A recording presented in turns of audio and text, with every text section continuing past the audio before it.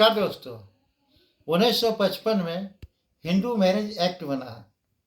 इस कानून के तहत यदि कोई पति पत्नी अपनी सहमति से तलाक ले सकता है। ये जो है कानून Hindu marriage act section 13B के तहत होता है। ये केस है जो उसी जिला में न्यायालय में मुकदमा दाखिल किया जाता है। इस केस को दाखिल करने का 2 क्षेत्र होता है। पहला है जहाँ शादी होती है वहाँ, और दूसरी है कि जहाँ लास्ट में वो लोग दोनों पति पत्नी रहते हैं वहाँ। अब सवाल है कि ये तलाक इन लोग क्यों चाहते हैं।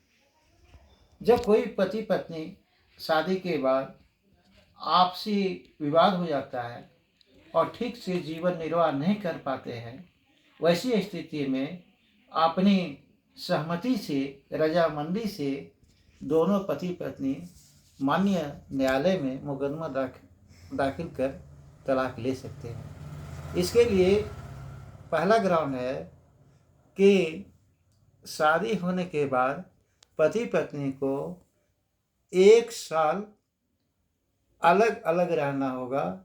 उसके बाद ही माननीय न्यायालय में मुकदमा दाखिल कर सकते हैं। मतलब after separation 1 year petitioner can file divorce case. उसके पहले नहीं कर सकते हैं। जब और जो म्यूचुअल डाइवोर्स जो होता है उसमें एक ही पिटिशन में एक पिटिशनर नंबर 1, दूसरा पिटिशनर नंबर 2 होते हैं।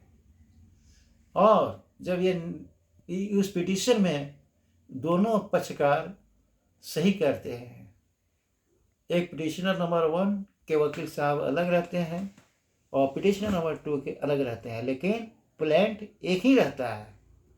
और जब माननीय न्यायालय में ये मुकदमा जब दाखिल किया जाता है तो इसका पहला मोशन 6 महीना से शुरू होता है।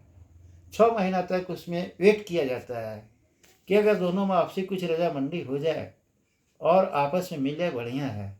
ये 6 महीना से के बाद चाहे 18 महीना तक देखा जाता है। इसके बीच में अगर उन लोग के बीच में आपसी फिर से समझौता नहीं होता है तो माननीय न्यायालय में डाइवोर्स का प्रक्रिया होता है। उसके बाद सहमति के ग्राउंड पर उन लोग को का डाइवोर्स डिक्री दिया जाता है और वो मैरिज को निरस्त किया जाता है।